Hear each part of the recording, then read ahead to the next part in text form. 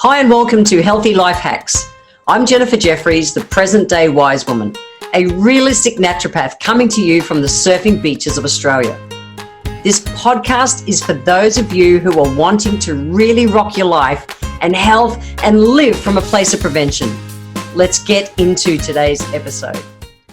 Did you know that there's a thing called the Dirty Dozen and the Clean 15? There is the Dirty Dozen and the Clean 15. It makes sense kind of what they're called. The Dirty Dozen are the 12 fruits and veggies that are most loaded with pesticides. And the Clean 15 are the ones that have the least impact by pesticides, nasty things. So this is something that was started by the Department of Agriculture, and every year they bring in, this is the list, okay? This is a list to kind of really be careful of, and the list that is, you know, kind of, it's okay to be not so scared from.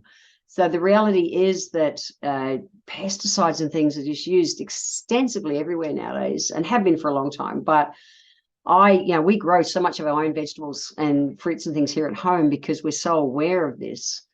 And I just want people to be aware of it too. I remember the very first time I ever learned of this, I was like, what? This is scary. And interesting, this year, things like cherries came in number 8 on the list. And then things like peaches and pears and celery and tomatoes, they all made it onto the list as well. But number one of the Dirty Dozen, guys, is strawberries. Strawberries, great. And we love them, but they are such a soft, luscious fruit that the bugs loved, and so sweet that the bugs love to eat them too. So they're really heavily sprayed. Okay. Number 2 was spinach. All your greens, you know, we grow all our greens here at home, and I nets over them to keep the bugs from getting to them. It makes sense if they're out there in the field, they're going to be sprayed. It's not cool, but it's true. Kale. I had, before I netted mine, I had bugs literally strip my kale back to nothing overnight. It was crazy. So all those kind of really green kind of veggies, leafy things, the bugs love them so much. So they're heavily sprayed, which is all part of why we grow our own here at home. Nectarines, stone fruits, really sweet on the tree. The bugs like them as well. Apples, grapes. So bell and hot peppers. So that's chilies and capsicums. So again, you know, that red, sweet, even the hot, but that juiciness of the fruit is what attracts bugs. Cherries made it number 8, peaches number 9, pears number 10, celery number 11, and tomatoes number 12. So some, you know, I know you may not be able to grow everything at home, but imagine you were even growing some of your basic green vegetables. The leafy greens are actually easy to grow, but in summer here at the moment, there's bugs around, so we have to have them covered just with a simple net. It's worth it. And things like tomatoes, you know, tomatoes are easy to grow. You can grow them in a pot on your veranda if you're in an apartment. It's not that hard. So we can work our way around the Dirty Dozen. Just know, you know, buy organic where possible. Absolutely. I've spoken on previous podcasts about how organic doesn't necessarily mean more nutritious. It just means the lack of pesticides. So we still want nutritious food. But we want to be able to have it, you know, obviously you've got to clean it properly if they've been exposed to pesticides, and that's fruit and veg. So when it comes to the Clean 15, this is the list that has the least amount of pesticides. And it's interesting, nearly 70% of fruit and veggies on the list had no detectable pesticide residues. That's awesome.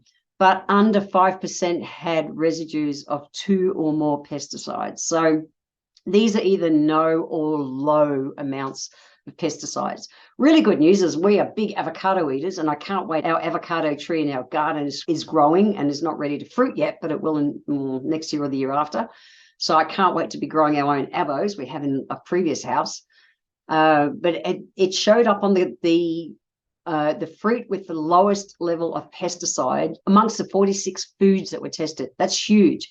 And sweet corn, amazingly, because sweet corn, it's sweet, it can attract bugs. So really interesting, the list of the Clean 15. So here it is. You ready? These are ones like go for it. In general, obviously you've got to check your source, but in general, they have less pesticides used on them. Avocados is one. Avocados. And also know that they're picked rock hard rocks. Literally, they're so green and backward. They gas ripen them. It's better if you can grow your own and have them tree ripened, but at least less pesticides. Sweet corn came in at number 2. Pineapple, number 3. I love growing my own pineapples so much. Onions are number 4. Pawpaw or papaya, whatever you want to call it, number 5. Sweet peas, snap frozen, but sweet peas. Number 7, asparagus. We grow our own asparagus. It's so good.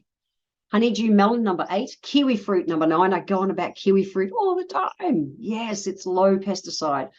Number 10 was cabbages. Number 11, mushrooms. Number 12, cantaloupe, we call rock melon. Number 13 were mangoes. It is mango season here at the moment, and we have been eating so many mangoes. It's so good. Number 14, watermelon, and number 15, sweet potatoes. Again, we grow all of our own sweet potatoes. So the clean 15 just means they had little or no pesticides in general in the marketplace. So that's really good news. Load up through those, and, hard to avoid the dirty dozen. Grow what you can where possible, and that is the healthy life hack. It's one really simple one. Try to grow more of your own foods and be really mindful of the other foods that you buy. That's it. It's pretty simple. Close to nature the majority of the time is the way our body works best. The more intervention by science with pesticides and GMOs and all those kind of things is just not cool. So we want everything as close to nature as possible. Grow your own where you can and be mindful of other things that you are buying, and obviously clean well if you are going to eat any of the dirty dozen. So head over to the show notes, www.healthylifehacks.com.au, if you want to check out those 2 lists. I want to thank you for being here today. If you enjoyed my podcast, please let me know by leaving a review on Apple Podcast. Every month, I draw one lucky person who leaves a review on Apple Podcasts to have a free 1-hour consultation with me. Be sure to subscribe to the show wherever you're tuning in from so that you always catch the next episode. And if you would like to receive a free copy of my Feed Your Body ebook, simply click the link in the comments below. Join my newsletter and we will get that free ebook sent to you. I welcome your emails, and you can write to me at podcast@healthylifehacks.com.au.